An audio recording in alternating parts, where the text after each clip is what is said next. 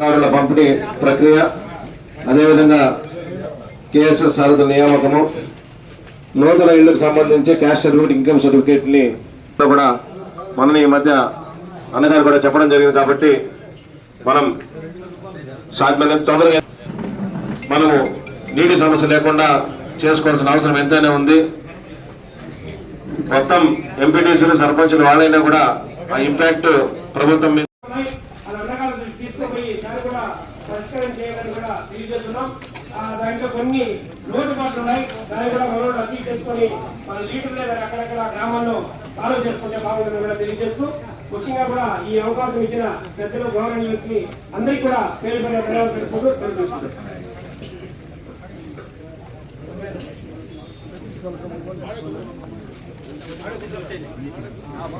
ఇప్పుడు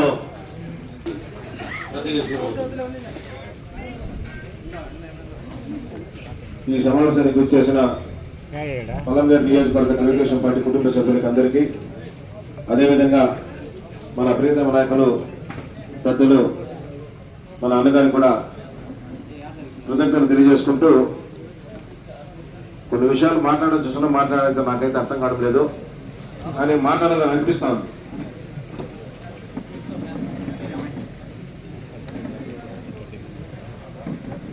సర్లే వద్దులేనా,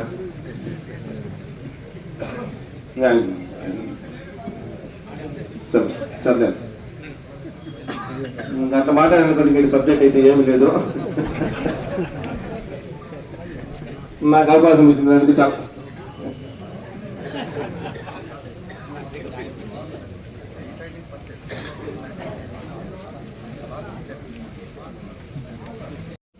కేఎస్ఎస్ కుటుంబ సాధికార సభ్యులు. ఇది ప్రధానంగా మన పార్టీ కొత్తగా ఈ పార్టీ నిర్మాణంలో దీన్ని తీసుకురావడం జరిగింది.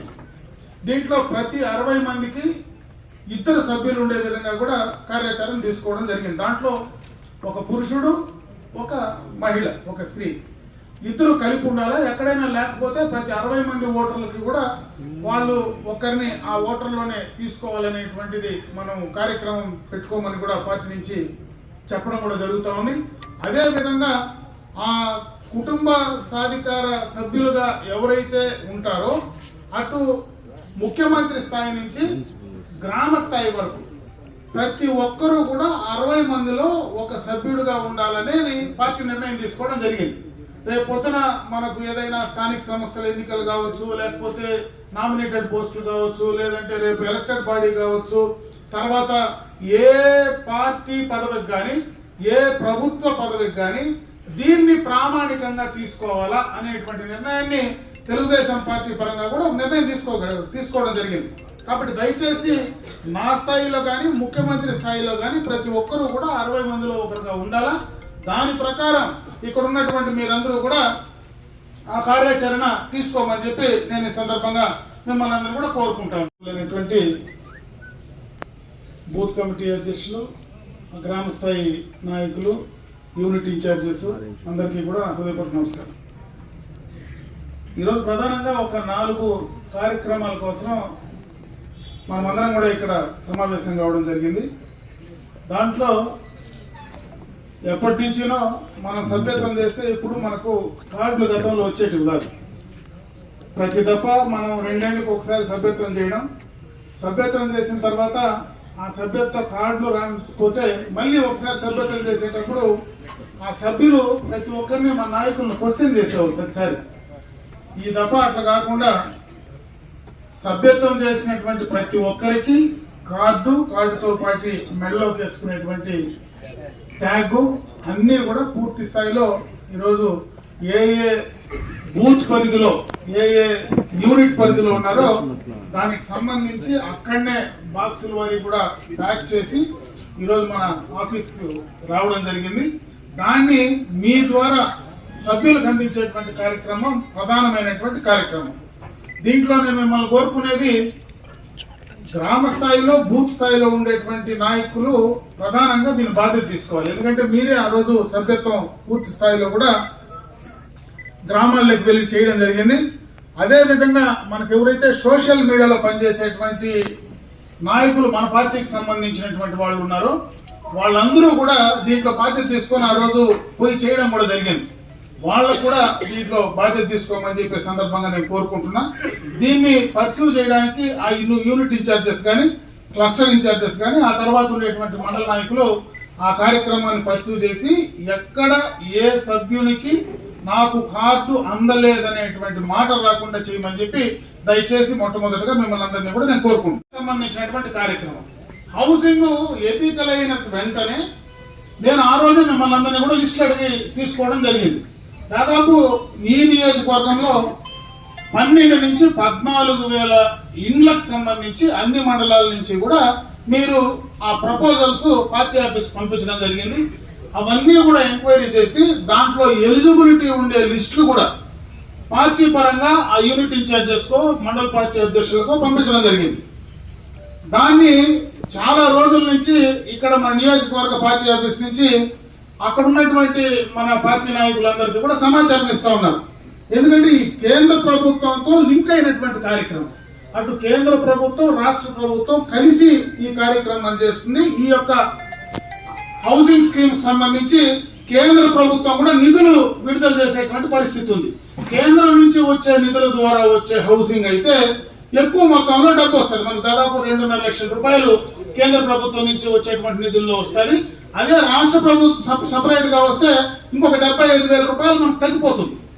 అందుకే ఈ 30వ తేదీ లోపల అక్కడ ఉన్నటువంటి ఎవరైతే ఎలిజిబిలిటీ లిస్టు హౌసింగ్ వాళ్ళు క్లియర్ చేసి వీళ్ళందరూ కూడా ఎలిజిబిలిటీ వీళ్ళకి ఇండ్లు ఇవ్వచ్చు అనేటువంటి లిస్టును పార్టీ నాయకులు ఏదైతే మీరు పంపించారో అవి ప్రిపేర్ చేసి పంపించడం కూడా జరిగింది. దానికి సంబంధించి అక్కడ అప్లోడ్ చేయాల్సినటువంటివి ఒక ఇన్కమ్ సర్టిఫికెట్, ఇంకొకటి గ్రామాల్లో మనకు ఉన్నటువంటి caste certificate, income certificate, caste certificate, అదే విధంగా పొజిషన్ సర్టిఫికెట్, ఆ 3 తీసుకోవాలి. ఇన్కమ్ సర్టిఫికెట్ 3 కూడా ఎంఆర్ఓ ఆఫీస్ నుంచి మనకు తీసుకోవాల్సినటువంటి అవసరం ఉంది. ఖచ్చితంగా ఎంఆర్ఓస్ కు మొన్ననే కూడా లాస్ట్ వీకే నేను అందరినీ కూడా పిలిచి వాళ్ళందరికీ కూడా డైరెక్షన్ కూడా ఇవ్వడం జరిగింది. వెంటనే ఇమీడియట్ గా ఆ కార్యక్రమం మీరు చేసి మీరు ఆ సర్టిఫికెట్ ఇష్యూ చేస్తే హౌసింగ్ వాళ్ళు వాటిని అప్లోడ్ చేస్తే మనకు అన్నింటిలో కూడా వచ్చేటువంటి అవకాశం ఉంది.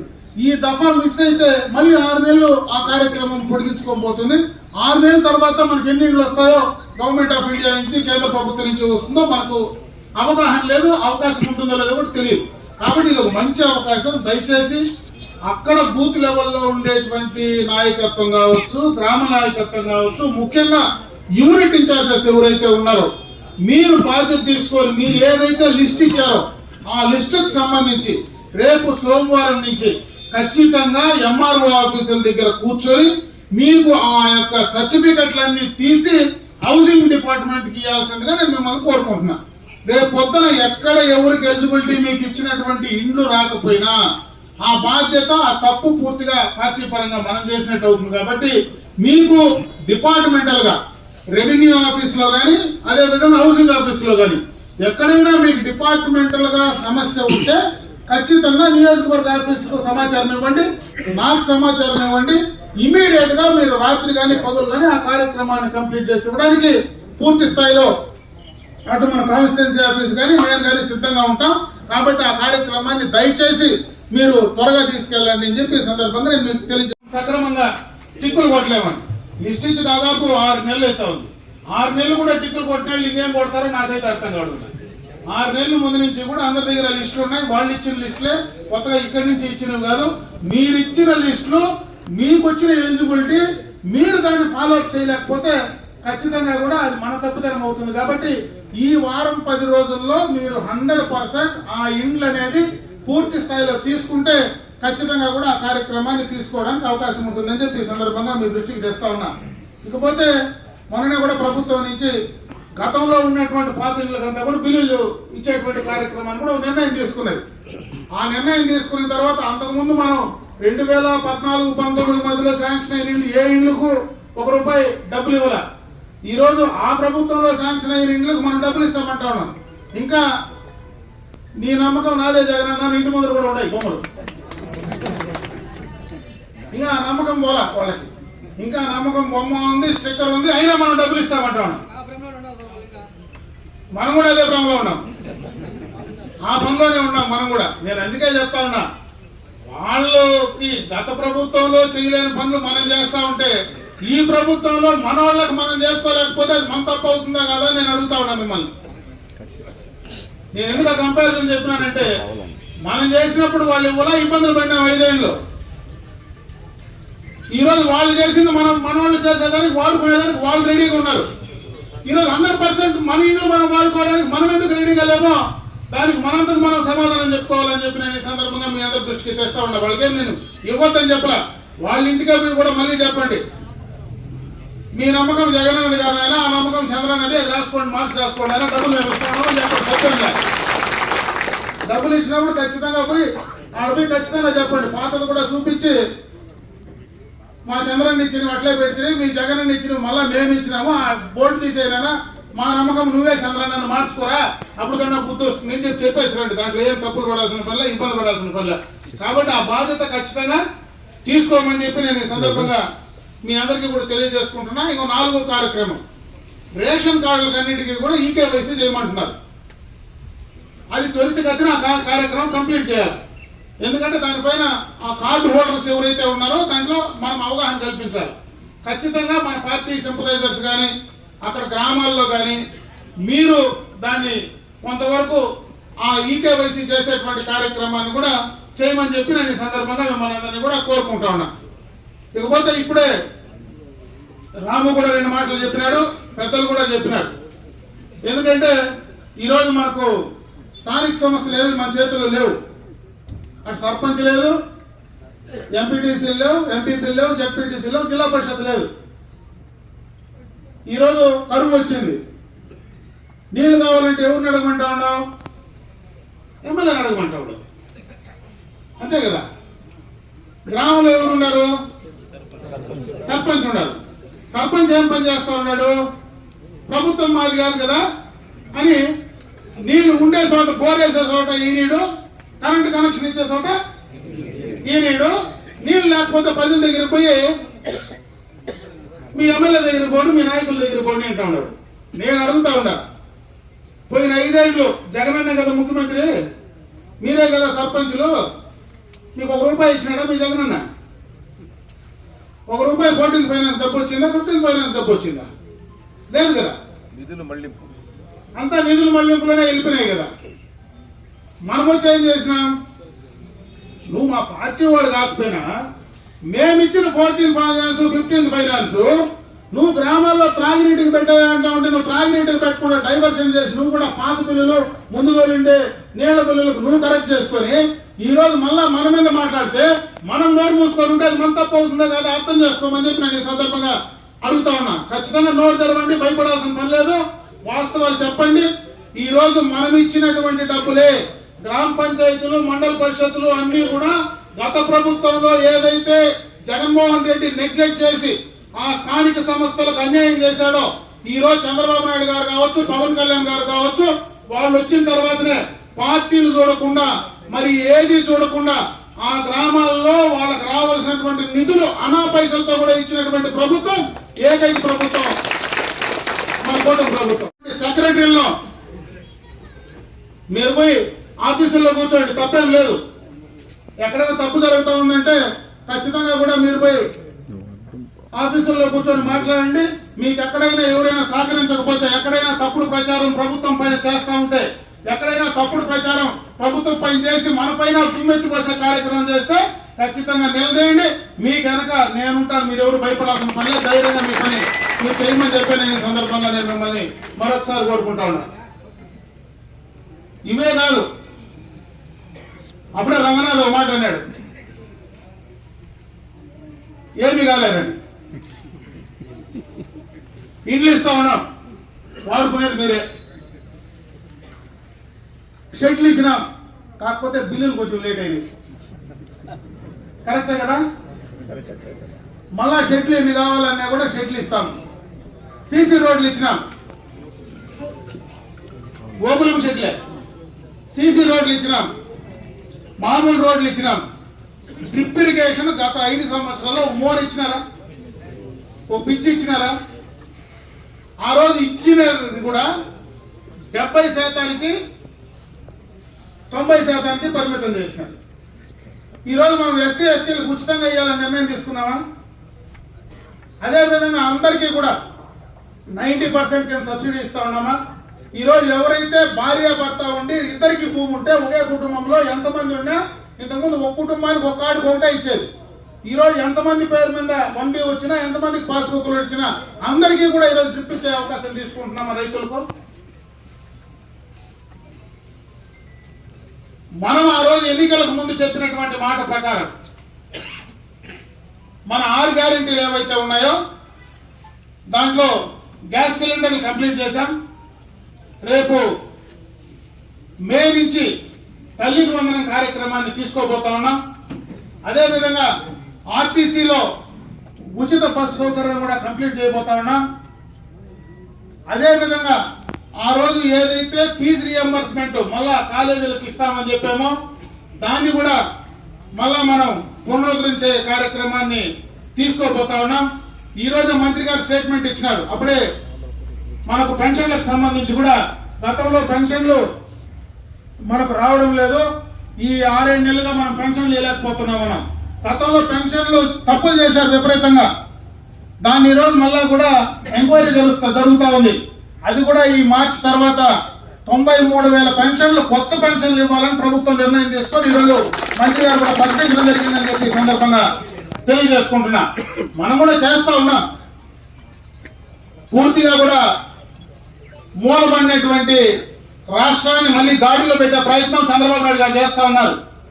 ఈ రోజు అధికారం వచ్చిన 9 నెలల్లో హంద్రీనివాస్ సంబంధించి దాదాపు 400 కోట్లతో లైనింగ్ కార్యక్రమం కూడా స్టార్ట్ చేయడం జరిగింది. పోలవరం నిధులు వచ్చినాయి. అమరావతి స్టార్ట్ అయింది. అంటే అమరావతి మనకు సంబంధం ఉందా లేదా అనేది పక్కన పెడితే మన క్యాపిటల్. అక్కడ మనకు డెవలప్మెంట్ జరిగితే ఖచ్చితంగా మనకు అక్కడ ఎంప్లాయ్మెంట్ జనరేషన్ అవుతుంది. ప్రతి ఒక్కరికి రాష్ట్రం అంతా ఎంప్లాయ్మెంట్ జనరేషన్ అవుతుంది. రాష్ట్రానికి ఆదాయం వస్తున్న ఆదాయం అందరికీ కూడా ఉపయోగపడుతుంది. అదేవిధంగా విశాఖ స్టీల్ ప్లాంట్ కానీ, విశాఖలో రైల్వే జోన్ కానీ, ఇవన్నీ కూడా ఎప్పటి నుంచినో పెండింగ్ ఉండేటువంటి పెద్ద కార్యక్రమాలు కంప్లీట్ చేశాం. చంద్రబాబు నాయుడు గారు అధికారంలోకి వచ్చిన తర్వాత మళ్ళా పెట్టుబడిదారులు ముందుకు వస్తూ ఉన్నారు. మళ్ళా ఇండస్ట్రీస్ ముందుకు వస్తూ ఉన్నారు. ఇవన్నీ గాడిన పడడానికి 1-2 సంవత్సరాలు ఖచ్చితంగా కూడా సమయం పడుతుంది. ఆ సమయంలో కొంత నిస్తేజం, ఎందుకంటే నేను అప్పుడే చూసిన ఇంతకు ముందు మనం మీటింగ్ పెడితే ఓన్లు తప్పట్లు చేస్తూ ఉండే. అప్పుడే ఎవరు మాట్లాడినా ఓన్ కూడా తప్పట్లు తగ్గే పరిస్థితులు లేడు. అంటే కొంత ఎక్కడో ఉంది ఎక్కడో కొంత సమస్య అయితే ఉంది. అది కింద నుంచి పై దాకా కూడా అడ్మినిస్ట్రేషన్ లో సమస్య ఉంది. అప్పుడే బాలాజీ 2 మాటలు చెప్పినాడు. ఆ రామకృష్ణ చనిపోతే నువ్వు పోతివే, నువ్వు పోయిన దానికి పోలీసు వాళ్ళందరూ ట్రాన్స్ఫర్లు అయినారండి. నేను పోయిన దానికి పోలీసు వాళ్ళు ట్రాన్స్ఫర్లు అయితే నేను చెప్పింది ఎవడో వైసీపీకి పనిచేసిన చేయాలంటే 240 మందిని చేసి వాళ్ళ ఇంట్లో పెంగళం పెట్టు చేత నన్ను తిట్టించే కార్యక్రమం ఉపయోగపడే కార్యక్రమం అని అడుగుతా ఉన్నా. నేను చెప్పింది ఏంటి? బాలయ్య ఎత్తకపోతే నేను ఈ సమస్య ఎత్తనేడా? ఆ సమస్య అప్రస్తుతం. ఇప్పుడు నేను చెప్పింది ఏంటి? 9 నెలలు అయిందా ఈ ఊర్లో. ఈ రోజు కూడా మనం అధికారంలో ఉంటే మనం వేసుకుంటే మనతో ఉంటాడు ఖచ్చితంగా. 5 ఏళ్ళు ఇంకోటి అధికారంకి వస్తే ఇంకోటితో పోవాలా. అది మనం పర్మనెంట్ కాదు, అధికారులు పర్మనెంట్, వాళ్ళ ఉద్యోగస్తులు పర్మనెంట్. ఎవరు అధికారంలో ఉంటే వాళ్ళకు అనుకూలంగా వాళ్లకు పూర్తిగా కూడా తొత్తులుగా పనిచేయరు, కానీ వాళ్ళకు కొంత సంబంధాలు ఉంటాయి. ఆ సంబంధాలు ఉంటాయా, కనెక్షన్ పెరిగాయి, పక్కన వేరే కనెక్షన్ తీసుకొని చెప్పిన కనెక్షన్ పూర్తిగా లైట్ మనగాల్సిందే కదా. ఈ కనెక్షన్ పెరిగి ఆ ప్లగ్లు తగిలిచ్చు అంతే. ఇంకేం చెప్పింది ఏముంది? సింపుల్ కదా, ఎవరైనా ఒకటే కదా.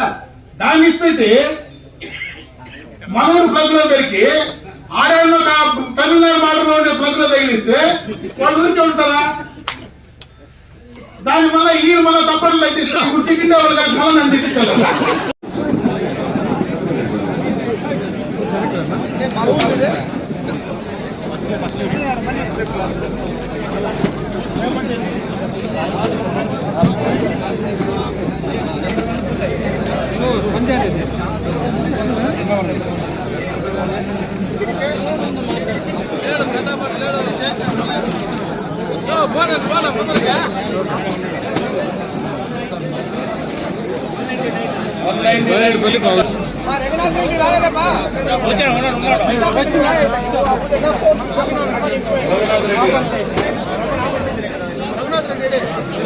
అసలు ఆడిపా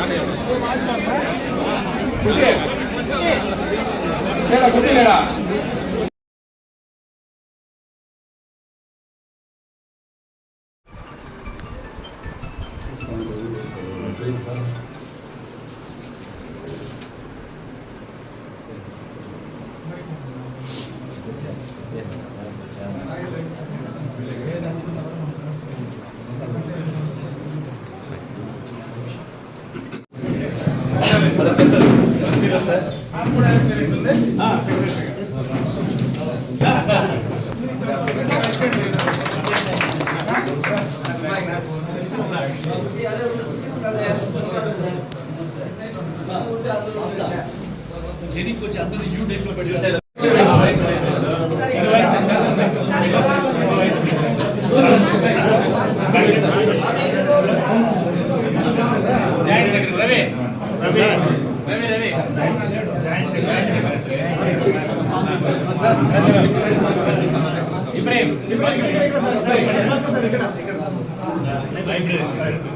స్పోర్ట్స్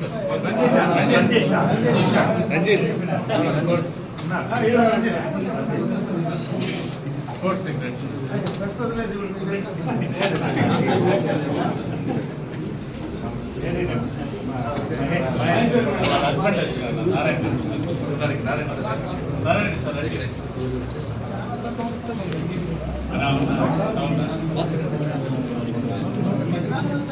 मामे देख कर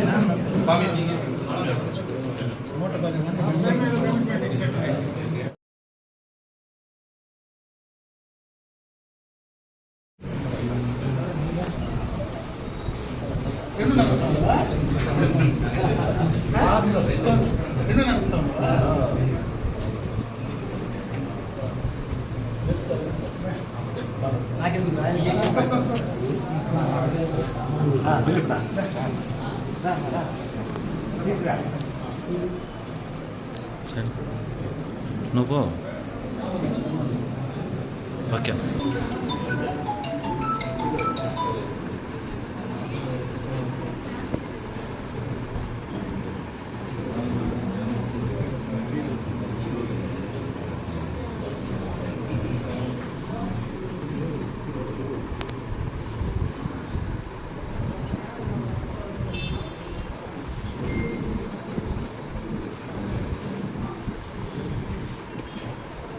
అర్పణలో ఇవ్వలేదు అంతే.